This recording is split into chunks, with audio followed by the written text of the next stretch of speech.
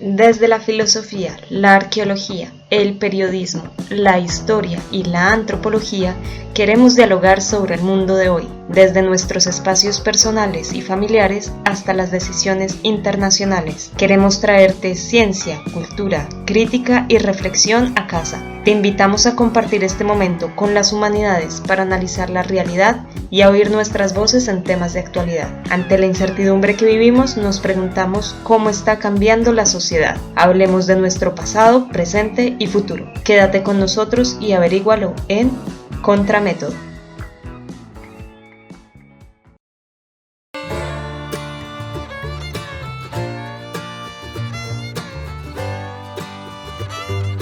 Bienvenidos y bienvenidas a todos los ciberoyentes que se van conectando con nosotros en este nuevo podcast de Contramétodo. El día de hoy vamos a discutir acerca de sanidad y ciencias sociales en torno a este tema del COVID que hoy en día nos tiene a todos en cuarentena, nos tiene a todos con un poquito de ansiedad y demás. Entonces la idea es poder conectar estos dos entes para poder conversar un poco del papel que las ciencias sociales tienen y cómo pueden aportar a este tema. El día de hoy en la mesa de trabajo me acompañan María Paula Corredor, historiadora de la Universidad del Rosario, y Mauricio Lovera Limber, arqueólogo. ¿Cómo están, chicos? Bien, muchas gracias, Natalia. Estoy aquí desde España, pero bueno, soy colombiana, entonces los estaré acompañando desde Sevilla. Hola, bien, aquí en México, también con este tema de la cuarentena y pues la prolongación de la misma, pero bien, aquí nos escuchamos. Súper, me alegra mucho poder conectarme con ustedes, poder saludarlos. Y pues bueno, empecemos con este maravilloso podcast. Hacia el final del podcast les estaré dando nuestras redes sociales para que no se les olviden seguirnos y estar pendientes de nuestras publicaciones. Bueno, el día de hoy me gustaría preguntarles precisamente cómo han vivido la pandemia. Bueno, yo les cuento desde aquí, en España ha sido complicado porque cuando empezó todo, bueno, empezó en China, ¿no? Y Europa creía que nunca iba a llegar hasta acá. Luego empezó a infectar a Italia y España pensó que no iba a llegar. Y pues cuando llegó a España nadie se lo creía. De repente empezaron a tomar un montón de medidas muy encima, ¿no? Como última hora. El último día, antes de que se declarara el estado de alarma, empezaron a hacer distanciamiento social y al otro día ya habían cerrado todo. Y nos metieron en una cuarentena como preventiva, en el que todavía la gente podía salir a trabajar, los que tenían que salir a trabajar, y el resto tenían que hacerlo desde casa, y claramente los estudiantes tenían que quedarse en casa, estudiantes de las universidades y de los colegios. Y los mayores de 60 años también deben quedarse en casa. Y pues desde entonces estoy aquí en cuarentena. Y bueno, hace 2 semanas empezaron a relajarla nuevamente porque habían tomado 2 semanas en que todo estaba absolutamente cerrado, como esta imagen que tenemos de Italia, que solamente había farmacias y supermercados, y estamos volviendo al trabajo, estamos volviendo con las personas que trabajan en la construcción sobre todo, y las personas pues que no han podido trabajar porque sus lugares de trabajo pues no se los permiten, las personas que tienen que ir también al campo, y bueno, así está la situación aquí en España. Perfecto, pues sí, yo debo agregar que en Colombia la situación no es muy distinta. Si bien sí sabíamos que en algún momento iba a llegar el COVID hasta aquí, se tomaron las medidas un poco sobre el tiempo, creo yo. No se dejó pasar tampoco mucho, pero sí fue muy a la marcha. Y ahorita se están haciendo los estudios de ver si se puede empezar a hacer una cuarentena un poco intermitente para poder retomar algunas tareas. Pero bueno, a mí me gustaría saber, Mauricio, ¿qué nos tiene que contar? Sí, gracias Natalia. Pues mira, en México, más o menos a finales de febrero, se detectó el primer caso positivo de COVID-19. Y desde ahí se empezaron a implementar algunas medidas para poder mitigar la propagación del virus entre la población. Sin embargo, empezamos con las fases, ¿no? Fase 1, fase 2 y actualmente estamos en la fase 3. Previo a todo esto, pues se hicieron algunas otras medidas para prevenir justamente esta propagación del virus a partir de, en un primer momento, del cierre de las escuelas en todos los niveles, posteriormente el cierre de los comercios no esenciales, asimismo las fábricas, y justamente estas campañas de quédate en casa, si sales, mantén a su sana distancia, cuando estornudas o tosas, cúbrete con el codo, una serie de recomendaciones que permitieran a la población mexicana protegerse aún más y evitar la propagación de los virus, ¿no? Del virus. En este caso también es el lavado continuo de manos, procurar desinfectar algunas áreas, cuidar a la población más vulnerable, que en el caso de México, y que claro, se comparte con los demás países, pues son la población de adultos mayores, personas que tienen enfermedades crónicas y pues poblaciones más vulnerables, ¿no? En ese sentido, ahorita que ya estamos en la fase 3, pues han endurecido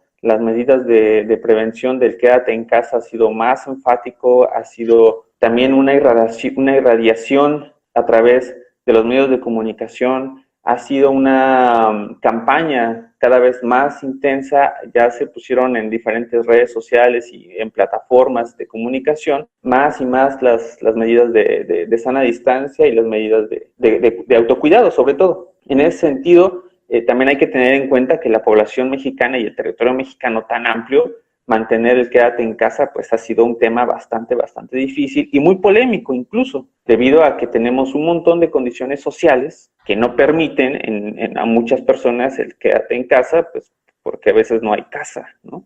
En ese sentido, también se han implementado algunas otras acciones para poder efectuar de manera lo más correcta posible todas estas medidas y que no ha sido fácil. Por ejemplo, en mi caso, he tenido, o más bien hemos avanzado hacia otras formas de interacción con amigos, con compañeros, con el trabajo, ¿no? Repito, en mi caso, con el posgrado que estoy llevando a cabo, hace unos días tuvimos esta presentación de avances de investigación y pues todo fue en línea. Entonces también es adentrarnos a conocer estas nuevas plataformas de comunicación, es adentrarnos a estas nuevas formas de trabajo y claro, llevar una paciencia con todos los que tenemos que convivir en casa y llevarlo de mejor manera, ¿no? Así lo vivimos acá en México, Natalia. Completamente de acuerdo. A mí me gustaría rescatar dos cosas importantes y primero son esas nuevas formas de comunicación y tener que recurrir precisamente a la virtualidad para mantener ese relacionamiento con otras personas y lo polémico que puede ser mantener una cuarentena cuando se viven diferentes formas de vida, donde hay crisis sociales, ya sea por desigualdad, ya sea por xenofobia y demás temas que muy seguramente vamos a tratar en otros programas. Yo les cuento que el día de hoy tenemos una invitada, a mi parecer especial, muy especial, es Claudia Cortés. Ella es profesora de la Universidad del Rosario, es antropóloga de la Universidad de los Andes y es magíster y doctora precisamente en temas de salud pública. Entonces me gustaría también agradecer por aceptar esta invitación a nuestro programa y me gustaría preguntar precisamente cómo ha vivido esa pandemia. Hola, buenos días a todos, a todas. Mil gracias por la invitación a este programa.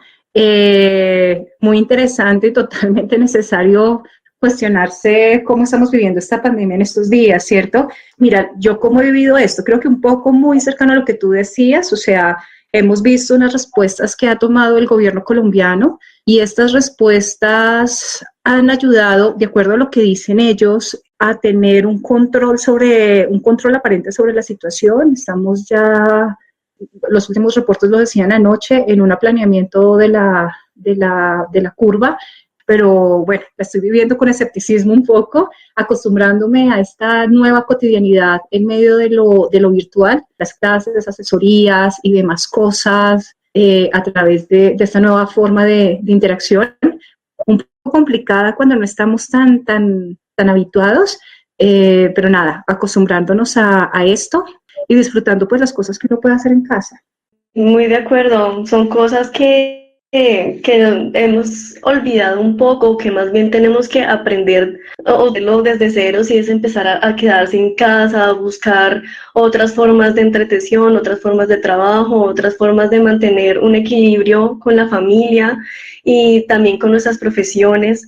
Entonces, es una invitación también a nuestro podcast un poco también a distraerse de todo lo que está sucediendo. Es un momento difícil para todos, es un momento que ha logrado unirnos a todos como mundo porque ha atravesado esas fronteras que hemos creado. Y me parece interesante precisamente cómo cada país ha logrado o ha tratado de mantener unas políticas y unas recomendaciones para mantener a la población sana. Y en ese sentido me gustaría que entre todos pudiéramos conversar un poco acerca de quiénes administran el riesgo en nuestros países. Me gustaría, María Paula, si puedes contarnos qué has conocido de cómo se está tratando en España. Claro, Natalia. Bueno, yo les cuento desde aquí que la persona encargada de esto se llama Pedro Simón. Es un médico epidemiólogo español, claramente, director del Centro de Coordinación de Alertas y Emergencias Sanitarias desde el 2012. Y el problema con esta persona, diría yo, pues ha sido como que ha sido muy política, ¿no? Que creo que eso ha pasado en todos los países. Cuando todo empezó acá, ya veníamos con esta alarma en Italia y el 8 de marzo se conmemoró pues el Día de la Mujer y hubo un montón de marchas y el problema fue que, bueno, aquí los sectores políticos, hay sectores que no están muy de acuerdo, entonces se empezó a politizar, pero se vuelve un tema esencial también para la sanidad, porque 2 días antes, el 6 de marzo, la directora de la salud pública recomendaba que se aplazaran o se suspendieran todos los eventos multitudinarios por el riesgo de transmisión del virus. Pero el mismo Simón dijo que no había ningún riesgo. Entonces, días más tarde, la ministra Irene Montero, que había participado en estas marchas, dio positivo al coronavirus. Luego, unas semanas después, Simón también dio positivo al coronavirus. Entonces, empezó a ser una persona muy como política en el sentido en que empezamos como a desconfiar de lo que nos decía, ¿no? Y bueno, hace unos días, además, ya cuando todo esto de aplanar la curva estaba muy en boga, dijo Simón, lo siento, que se habían hecho más de 1.500.000 test hasta la fecha. Y se lo criticaron mucho porque decían que no era posible hacer 1.500.000 test cuando en Barcelona, por ejemplo, no se había llegado a 5.000. Entonces, ¿cómo podía ser que en el resto de España se hicieran los demás? Y es como este manejo mediático, ¿no? Entre lo que dice el gobierno, lo que se ha hecho en realidad, y no necesariamente es que haya una falsificación de las cifras, ¿no? Sino que tal vez no tenemos tampoco las conexiones para hacerlas, para hacer desde el gobierno, para leer estas cifras como deberían ser leídas o para hacer lo suficiente número de test. Y bueno, el caso fue que Andalucía, donde yo estoy en Sevilla, también pasó unos momentos muy complicados porque el gobierno central decía que sí mandaba dinero y al final pues no llegaban los materiales sanitarios. Entonces había como varias perspectivas en choque, ¿no? Esto de tenemos que cuidar de los médicos, pero al final no están llegando los suministros. Y era una necesidad casi acuciante para nosotros como personas del común estar animando a los científicos, a los científicos y a los médicos, pero que ese dinero no llegara, ¿no? Entonces son estos como discursos contraproducentes que no sabe uno si desconfiar de la persona que está dando las cifras, de cómo se está manejando la situación o no. Y bueno, eso creo que sería todo desde mi parte. Ok, y Mauricio, ¿cómo se ha manejado este tema en México? Pues fíjate, o más bien fíjense que en México ha sido todo un tema inclusive medio polémico. Bueno, con dos vertientes, ¿no? Medio polémico y también a la vez una apertura a una comunidad, ¿no? En este caso la comunidad científica mexicana. Quien está administrando el riesgo en el caso de México y quien de hecho lo ha dicho así, se administra el riesgo, es Hugo López-Gatell. Y Hugo López-Gatell se ha convertido en una figura pública en el que ya prácticamente todos los mexicanos lo conocen, ¿no? Y todos los mexicanos se sienten hasta cierto punto en confianza con lo que dicen. Hugo López-Gatell ha tenido una estrategia que ha denominado Centinela, en la que por cada contagio o por cada número positivo que tienen, se multiplica por 8.2, y obviamente el número de contagios es aún mayor de lo que se presenta, ¿no? Derivado de que en algunos no son puntualmente registrados. Y a diferencia también de las defunciones, de las terribles defunciones que ha habido, que esos sí son números netos. Él administra el riesgo en México, y él es el que ha tenido, digamos, toda la metodología que ha desarrollado junto con un equipo que integra de epidemiólogos, en el que pues procura, ¿no?, atender todas las necesidades basándose en las necesidades sociales del país. En ese sentido, fíjate que estaba leyendo hace un momento un artículo en el que se hacía una medición por parte de una empresa privada de percepción que se llama Encol, en quiénes confían los mexicanos, ¿no?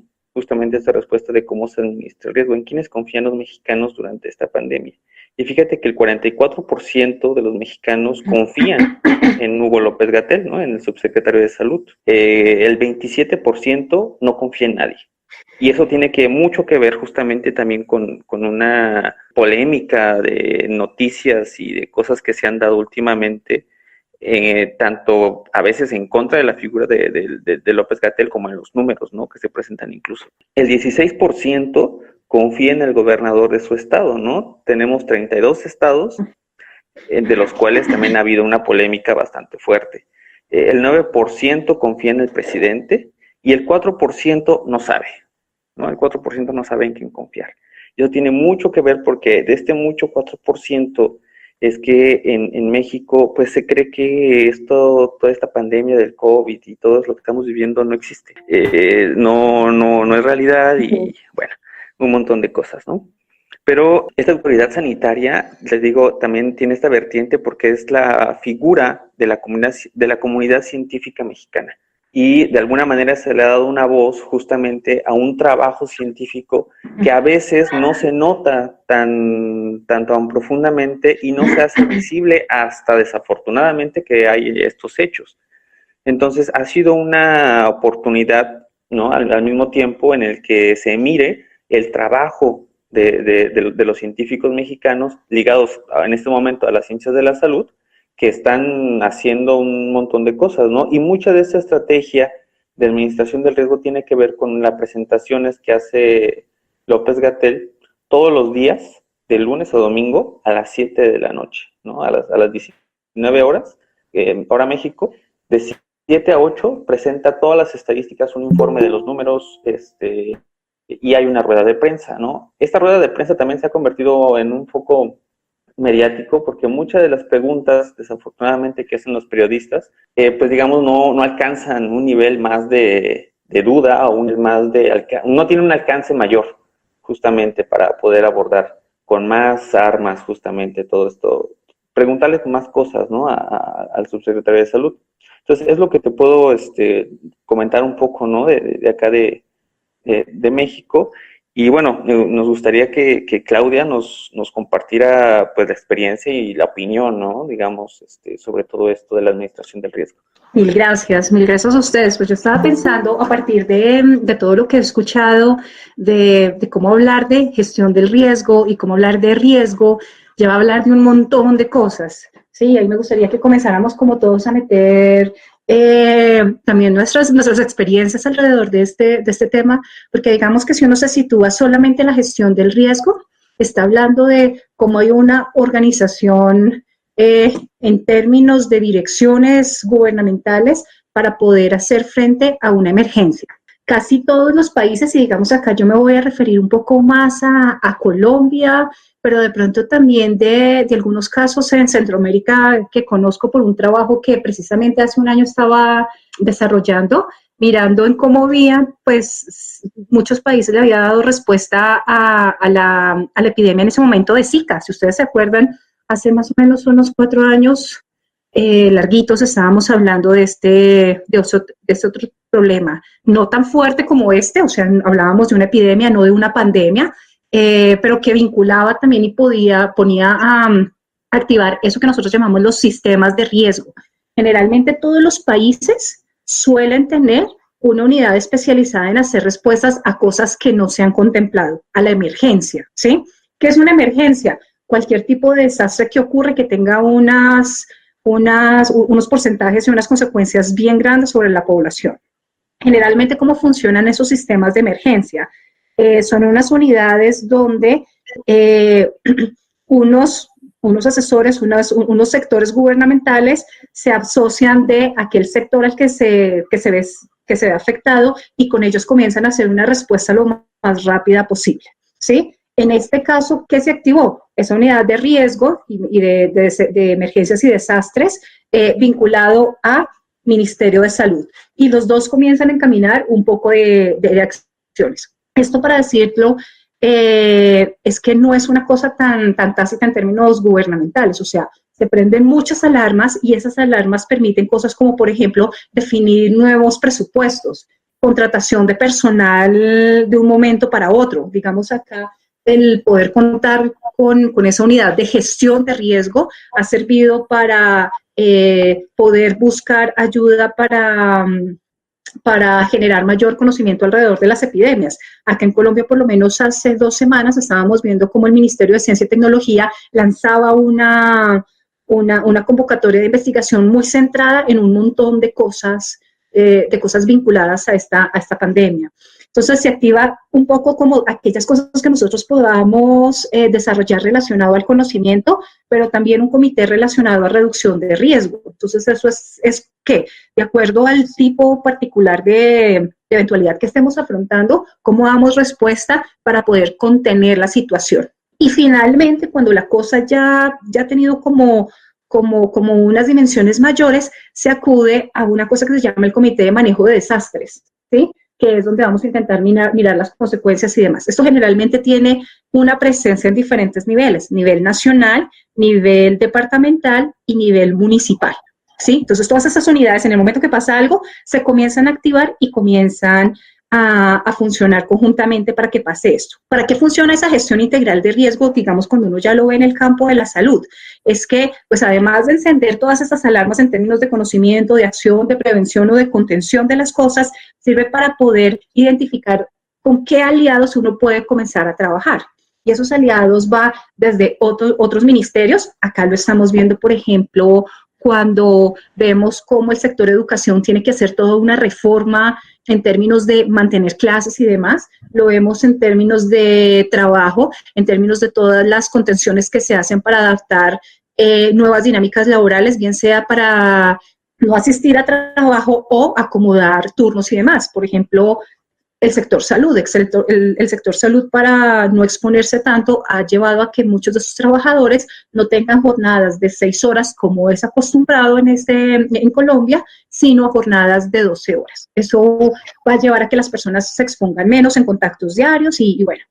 Entonces, se activan muchos sectores para mirar cómo se identifica, se evalúa y se interviene en términos de esa respuesta, digamos, más gubernamental, más institucional. Pero además de eso, y digamos, ahí me uno un poco a lo que decía, creo que Alejandro, está como el riesgo nosotros cómo lo sentimos, ¿sí? Cómo lo vivimos, ¿sí? Y aquí me gustaría que todos comenzáramos a trabajar más, porque pues finalmente, ¿cuándo es que nosotros sentimos un riesgo relacionado con esta condición de salud?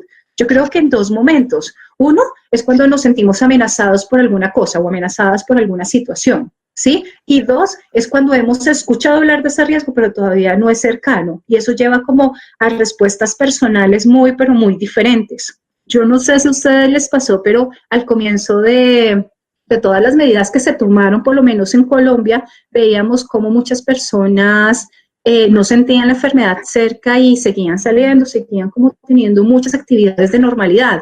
Inclusive hoy todavía tenemos muchos lugares en donde no hay casos, la enfermedad no se siente, por tanto el riesgo está muy minorizado y las personas siguen haciendo su vida normal. No sé ustedes qué han visto frente a este tema, o sea, como ese riesgo sentido, cómo es que lo vivimos, ese riesgo que nos mueve cómo es que nos termina dando determinadas acciones, determinadas permisiones y demás. ¿Ustedes cómo han vivido eso?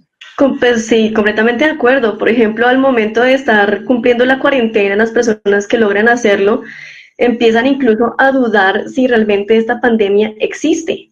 Entonces dicen, bueno, yo veo que mucha gente sale, yo trato de mantener mi cuarentena, sin embargo veo que todo el mundo sale y no pasa nada. Y de todas maneras, si comparo los números de personas que fallecen a causa del coronavirus, no es realmente tan letal como mencionan, como aparenta ser. Entonces empieza a crearse un cuestionamiento, ya incluso a forjarse unas teorías un poco conspiracionistas de esto es algo del gobierno, esto es algo de ciertos países que quieren controlar un poco también la economía, un poco el comercio. Entonces se juega un poco con eso, al menos en lo que yo he logrado ver desde Colombia. Yo les cuento que en España, cuando todo empezó, como les dije, todo fue muy rápido y aquí funciona muy bien la policía y la seguridad.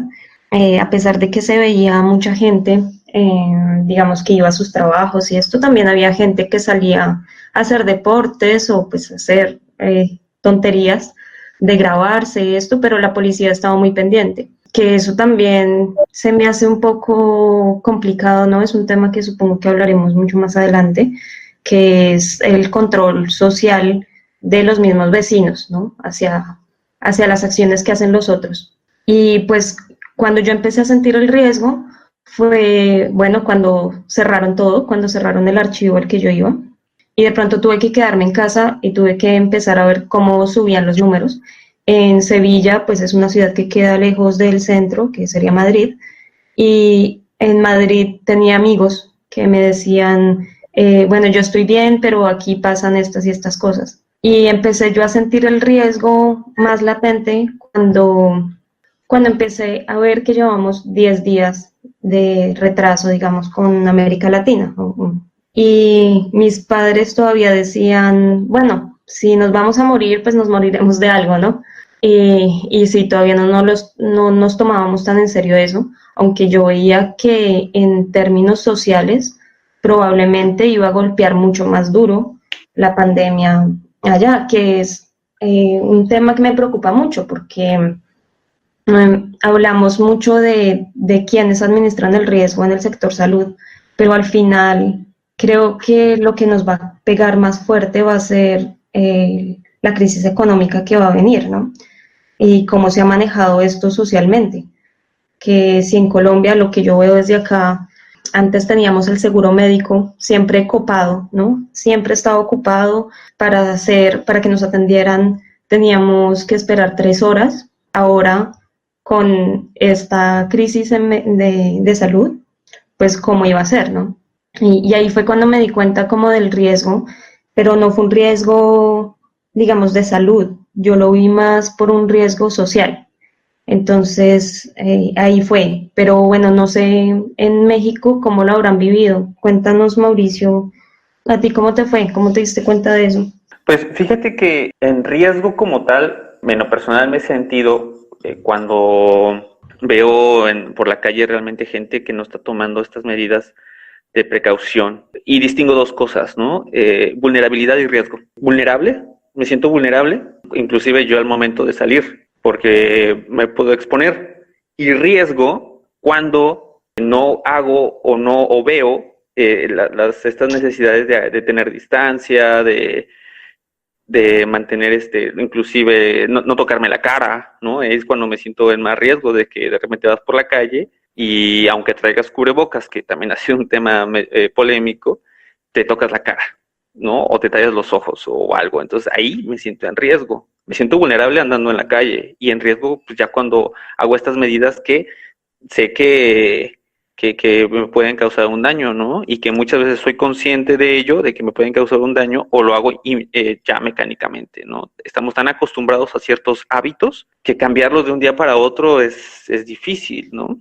Y que bueno, también te digo, mucha población mexicana pues no cree en esto, ¿no? Y tal es ello que días de Semana Santa y todo esto, pues algunos mercados estuvieron llenos, ¿no? Entonces, mucho de esto, pues, pues tiene que ver justamente con esta idea de que el riesgo y la vulnerabilidad pues no son conscientes mucho de ello. Así lo hemos vivido acá. Y Alejandro, ¿sabes eso con qué se relaciona? Se relaciona con una cosa muy bonita que de hecho hoy a mí me llegó un libro de una autora que a mí me gusta mucho, que es Deborah Lupton, que habla sobre este tema, ¿sí? Y ella sacó un especial de, más o menos, se titula algo así como Ciencias Sociales en tiempos de pandemia, ¿sí?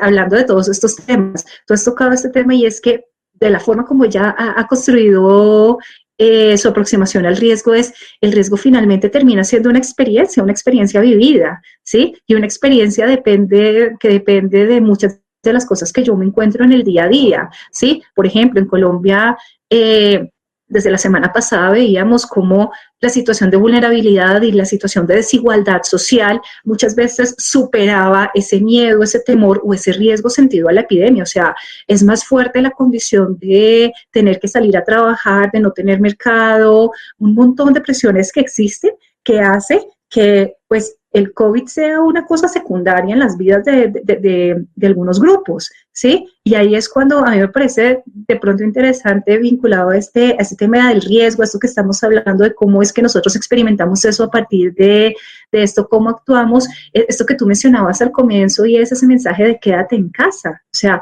definitivamente lo que ha permitido ver esta pandemia es que precisamente se exacerban como todas las condiciones sociales, las desigualdades sociales, pero sobre todo el quedarse en casa no es tan fácil para muchas personas, ¿sí? Y ese riesgo sentido frente al riesgo creado, frente al riesgo vivido y experimentado, no siempre están en los mismos niveles y hace que nosotros actuemos de un montón de formas y que nuestras prioridades específicamente pues se dividan alrededor de esto. Pero yo ahí tengo una pregunta que me gustaría hacerte, ya que eres la experta. Bueno, teniendo en cuenta todas estas cosas de la salud y del riesgo y de cómo lo vivimos nosotros, yo he visto que no muchos sociólogos o antropólogos han sido consultados al respecto. En España al menos lo que suena mucho es este departamento, ¿no?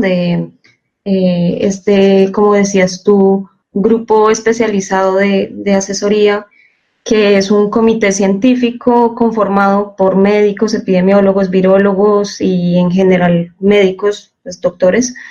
Pero, ¿qué pasa con las demás ciencias sociales, no? ¿Cómo podemos nosotros, no sé si en Colombia se haya consultado, pero también me gustaría saber cómo nosotros mismos desde las ciencias sociales podemos aportar algo a esto?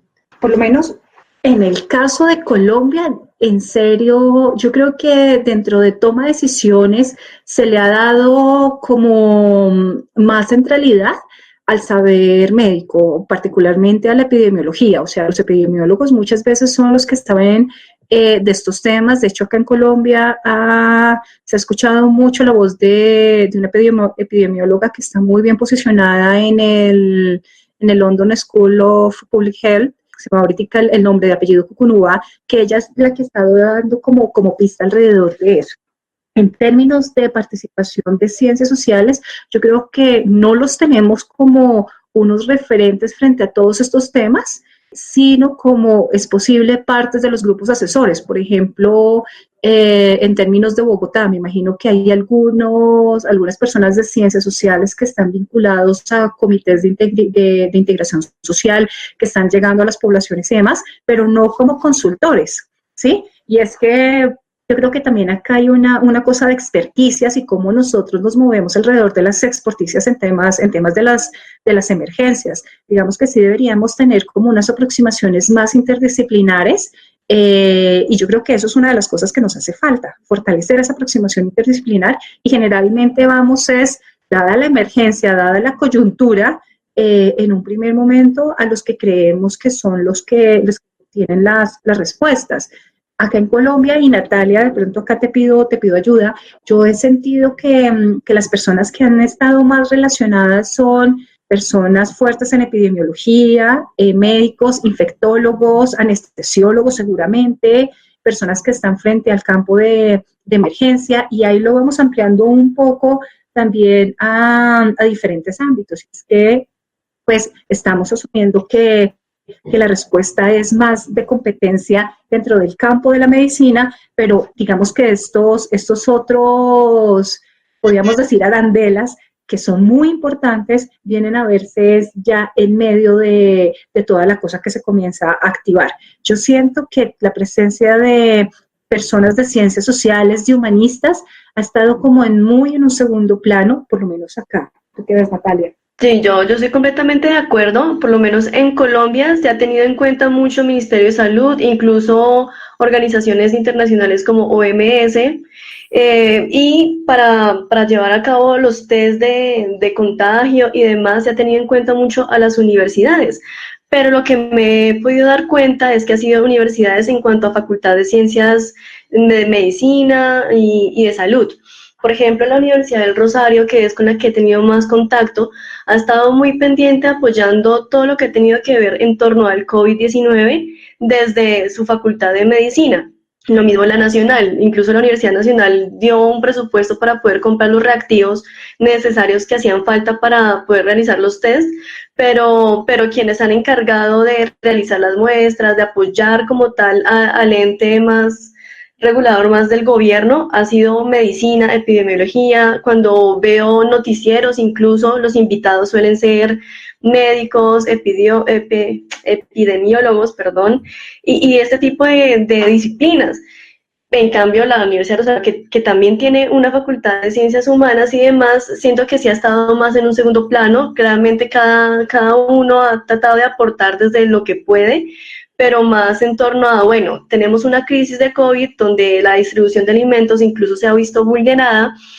¿Qué podemos hacer nosotros desde nuestra propia experiencia? Entonces veo a compañeros que han trabajado con comunidades campesinas, tratar de forjar estos lazos entre ciudad y ruralidad para poder ayudar tanto a los campesinos como para poder atacar esta vulnerabilidad alimentaria. Pero es algo muy experiencial, algo muy pequeño, desde un nivel mucho más local y muy chiquito. Realmente no veo que haya una comunicación y la crisis es evidente, no solamente en cuanto a riesgo y vulnerabilidad de contagio, sino también no es bien sabido que hay una fuerte migración de personas provenientes de Venezuela que debido a la salida repentina que han tenido que tener de su país, pues no han logrado tener unas condiciones de vida precisamente buenas para poder mantener una cuarentena, para poder cuidarse de un contagio y demás. Y siento que se ha prolongado muchos temas de discriminación, de señalamiento en el que podríamos aportar mucho más, donde desde políticas públicas podríamos aconsejar muy bien y sin embargo no ha sido así. Yo también siento una cosa y es que el afrontar una pandemia tiene muchos ritmos. O sea, yo creo que si hay un momento en el que es inevitable reconocer la necesidad del saber médico, ¿sí? Por ejemplo, epidemiólogos o personas de epidemiología que antes no eran tan consultadas, que antes no eran tan referidas, acá comienzan a tener una centralidad importante. Los números comienzan a ser una cosa central. Y pues muchas veces las decisiones se comienzan a tomar en función de esos números, por un lado, pero por otro lado, en las experiencias que se tienen. La epidemiología frente a este tipo de casos pone como una centralidad una cosa y es el rumor.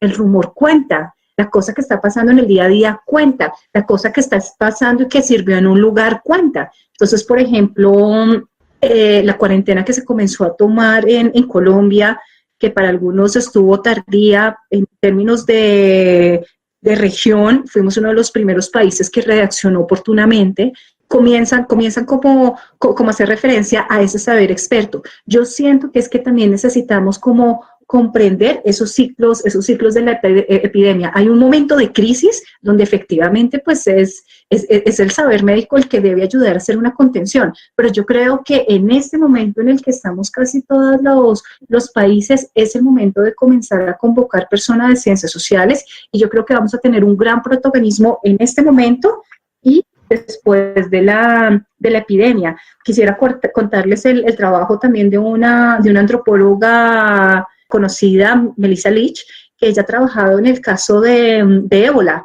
¿qué fue lo que ella hizo? Una de las cosas que comenzó a trabajar, ella estaba en una comunidad indígena, no me acuerdo en ese momento cuál es, pero ella comenzó a mostrarle a las autoridades cómo el conocer algunas tradiciones locales, ¿cierto?, permitía evitar riesgos de contagio. Ese fue un montón de trabajo que ella hizo, y particularmente lo hizo en un trabajo muy cercano a la muerte, o sea, cómo terminaba haciendo toda la cosa relacionada con el entierro, ¿sí? Y comenzar a dar luces sobre eso en un momento particular permitió pues que se pudieran hacer un montón de acciones. Entonces, yo siento que es en este momento, ¿sí?, donde nosotros podemos tener los mayores aportes, nosotros como científicos sociales, como humanistas, mayores aportes en términos de hacer frente a la epidemia.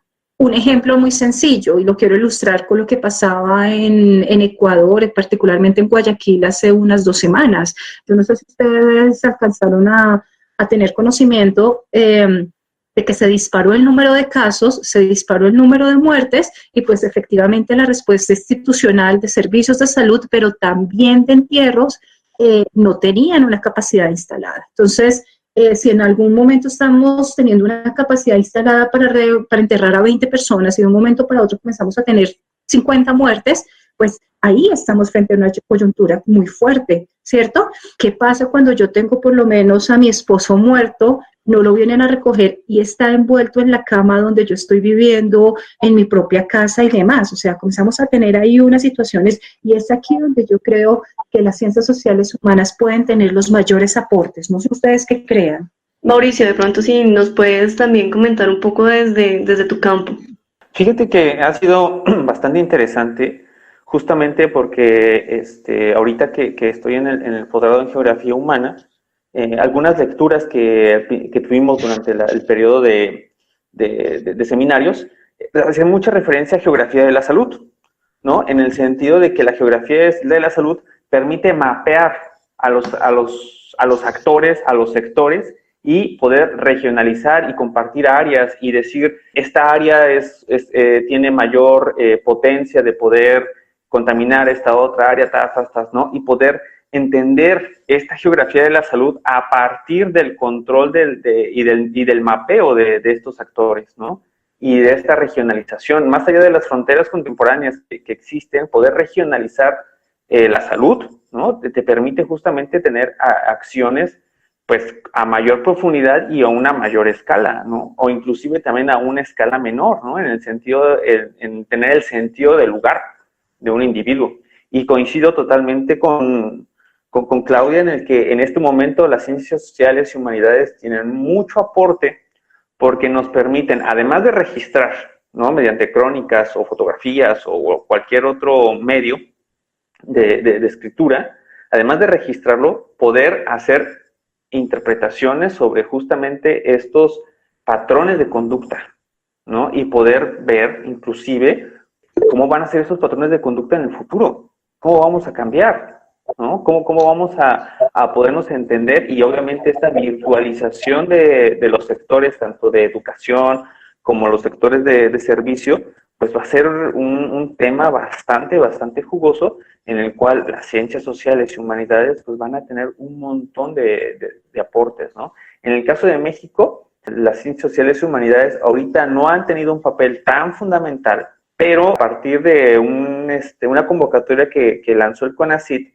pues pretende atender ciertos temas en donde involucran una interdisciplinariedad en el sentido de que hay temas más médicos, ¿no? De que se van a apoyar proyectos para hacer ensayos clínicos o poder hacer demás cosas, a nivel también de ingeniería, poder hacer pues estos ventiladores, ¿no? O poderlos tener mayor capacidad, este tipo de cosas, pero también temas donde, ahora sí, ¿no? Temas de población y territorio, temas de políticas públicas.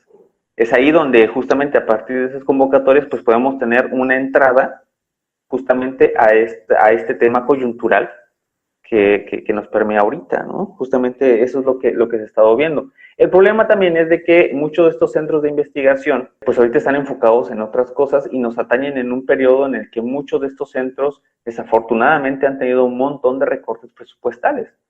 Entonces, eso también nos ha afectado justamente en la motivación para poder emprender estos temas, ¿no? Inclusive.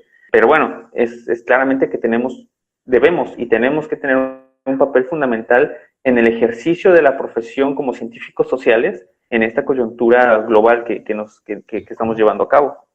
Por mi parte, yo les cuento, a mí me ha preocupado un poco la labor histórica, digamos. Los historiadores, bueno, solemos ser un poco más de archivo, de estar en las bibliotecas, de meternos más como en nuestro cuento y bueno, a mí me parece que en este momento nos necesitamos todos, porque también podemos ver hacia el pasado cómo se han resuelto estas epidemias, estos problemas, pero también en lo social, ¿no? Como a veces uno de historiador se le prenden las alarmas al ver cosas como el fortalecimiento de los nacionalismos, ¿no? Como esto en el siglo pasado pues desencadenó ciertas catástrofes, digamos, sociales, cómo se trata a los inmigrantes, cómo hay ciertas poblaciones más discriminadas que otras, y creo que en este sentido los historiadores podríamos aportar también a decir, tengamos cuidado con ciertas cosas de cómo se han tratado en el pasado, seguramente no se repitan de la misma forma, pero pues estemos pilas, ¿no? Estemos pendientes. En ese sentido, pues creo que todos tenemos un poco que decir, ¿no? Y sería muy interesante poder seguir con un proyecto en el que todos nos podamos unir y decir y hablar y poner nuestras voces, un granito de arena ahí. Bueno, y es por ese motivo que amo el podcast que estamos realizando nosotros, porque de eso se trata, de poder dar estas conversaciones. Bueno, desde antropología, Claudia creo que dio un panorama muy interesante. Me gustaría poder leer el texto que de hecho Deborah Lupton tiene para nosotros. Nosotros como antropólogos tenemos esa facilidad de poder entrar precisamente a trabajar desde varios frentes, desde frente de desigualdad, por ejemplo, ver qué podemos hacer para poco a poco trabajar por esas personas que no tienen las mismas condiciones, tratar de aportar hacia políticas de seguridad social y demás. También tenemos la posibilidad de poder aportar desde nuestro campo, desde otras experiencias que hemos tenido, al igual que como lo mencionaba María Paula con la historia, porque bueno, no es la primera vez que nos sucede y el antropólogo siempre ha estado ahí investigando, viendo cómo puede ayudar a resolver cosas, conversando con las personas, y no hay nada más importante que poder hacerlo desde la experiencia, desde lo más pequeño, desde la vivencia que tienen las personas, y creo que eso es algo muy bonito que tiene esta disciplina. A mí me gustaría retomar también, por ejemplo, algo que mencionaba Claudia, muy importante, y es esto de los números, ¿no? Ya Mauricio comentaba que desde antropología, arqueología y demás podemos registrar de manera escrita y dar muestra de todo lo que ha estado sucediendo de esa manera, pero la realidad es que al menos en cuanto a esta pandemia tenemos más registros numéricos, y me gustaría precisamente abordar tanto el tema de números sociales como fuentes sociales y el manejo de la información con esto del rumor que también nos comentaba Claudia, y así poder hablar cómo estos números también han fomentado mal manejo de la información, pánico social y también la creación de muchas noticias falsas. Entonces, Claudia, no sé si pudiéramos comentarnos un poco más también sobre esto, sobre estos fake news y sobre esa crisis y ese pánico que ha logrado desatarse. Hay una cosa que me gustaría unir con eso que tú estás diciendo, y es que eso finalmente se vincula con el lugar del conocimiento científico, en cómo comienza a popularizarse y a transitar el saber. Y yo siento que las crisis, y entendiendo esta pandemia como un lugar de crisis, siempre exacerban las cosas, ¿sí? Sacan las mejores cosas, pero también por ahí dicen, digamos que esto ha sido muy de cosa que ha rodado estos días en lo cotidiano, también sacan las peores cosas de nosotros, ¿cierto? Cuando hablamos de todo esto es que vemos como muchas lecturas populares de lo que hacemos, o sea, nosotros necesitamos pararnos y resolver un problema, particularmente un problema de salud que está rondando, y muchas veces acudimos a los saberes populares, a la cosa que se ha vivido, a la cosa sentida, y desde ahí comenzamos a probar vainas, ¿sí? Es más que natural que nosotros intentemos evitar la enfermedad y evitar la muerte, ¿sí? Y muchas veces, dada nuestra experiencia, digamos que aquí me baso un poco en el significado que tiene eso que nosotros hemos llamado la medicina popular, la medicina folk, ¿cierto? Que son unos sectores donde la vivencia y la experiencia cercana muchas veces tienen más cercanía a resolver nuestros problemas inmediatos que el mismo saber médico. Sí, y muchas veces esto ocurre porque están más a la mano, porque los entendemos más, porque responden a las cosas que nosotros estamos viviendo ahí, porque a veces apelan a aquellos temores colectivos que hemos creado, ¿sí? Y muchas veces esa forma como nosotros tenemos para resolver. Por ejemplo, ¿por qué no, además de saber cómo nos lavamos las manos y estar lavándonos las manos cada 3 minutos, por qué no hacemos muchos de estos remedios que yo creo que ustedes han escuchado un montón, como por ejemplo cortar las 3 rebanadas o los 3 pedacitos de limón, ponérselos al agua caliente y tomar, o lo que han difundido por muchos medios y es estar tomando cosas calientes porque el virus se aloja en la garganta. Entonces, si uno entre más tome cosas calientes, pues eso va a ayudar a que menos se pegue, ¿sí? Y acá hacemos, o sea, como que recaen un montón de saberes y un montón de estrategias de prevención que debemos contemplar. Esto en términos de aproximación que va desde, yo no sé, Natalia, si tú escuchaste, pero por lo menos en Colombia la vitamina C está totalmente acabada porque también está así, está agotada, nadie la consigue, todas estas cosas que aumentan el sistema inmune no se consiguen, y en parte es porque creemos que si tenemos el sistema inmune fortalecido, pues no nos va a llegar. O sea, son también formas de protegernos, y aquí a mí me gusta rescatar mucho como ese concepto que en antropología médica se ha utilizado de la invulnerabilidad subjetiva, ¿cierto? Y es como esa cosa que nosotros nos revestimos en algún momento de razones para protegernos y lograr justificar ese poder convivir frente a unos temores que tenemos muy, muy cercanos. Eso se va vinculando a otras amenazas cada vez más grandes que, como lo decíamos hace un momento, como exacerban estos temores y esas circunstancias de peligros que hemos construido más como cosas generales. Por ejemplo, los migrantes, ¿sí? En este momento no se imaginan cuántas cosas han surgido alrededor de los migrantes venezolanos, ¿sí? Y los estamos viendo como un foco de peligro. Entonces, en parte, hay un sentir colectivo acá, por lo menos, que dice hay que intentarlo sacar porque es que si les llega a ellos las tasas de mortalidad se van a disparar, la pobreza, el hambre, o sea, un montón de elementos que se van conectando a todo eso. Lo que hablábamos del servicio de salud, y un poco María Paula lo hacía ahora, o sea, si a mí me da otra cosa, qué sé yo, tuve una fractura, me caí y me rompí una pierna, ¿sí? Entonces, además se une al dolor y a la cosa que me va a traer mi incapacidad, el temor a que si estoy en el médico, si paso por cirugía, si voy a urgencias, de golpe me contagio. Entonces comienzan a surgir estas otras explicaciones y esas otras formas de yo cómo me puedo cuidar y me puedo proteger frente a esta misma enfermedad. Y la información es totalmente diversa, ¿cierto?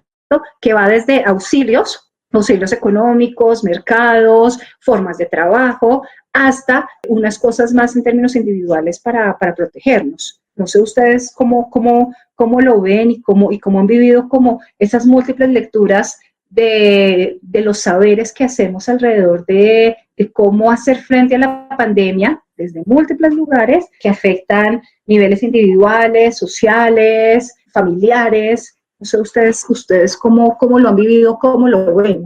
Sí, en definitiva, ha sido muy interesante precisamente porque con esa pandemia han salido a reducir un montón de conocimientos populares, de creencias. En el caso colombiano, el tema de la huepanela. En varios países he visto esto de si usted come comida callejera, usted tiene las defensas altas y por lo tanto no le tiene que asustar una gripa, que es con lo que se suele asociar mucho al COVID.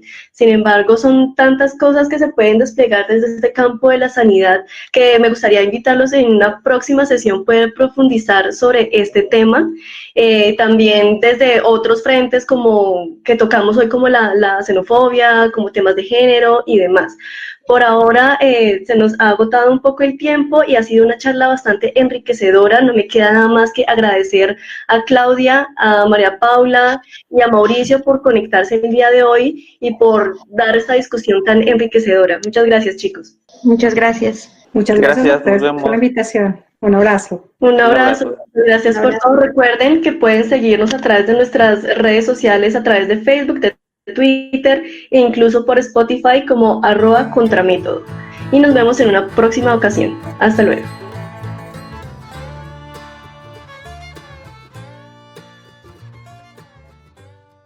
Las sociedades están cambiando todo el tiempo. Acompáñanos en el próximo episodio a hablar del pasado, presente y futuro.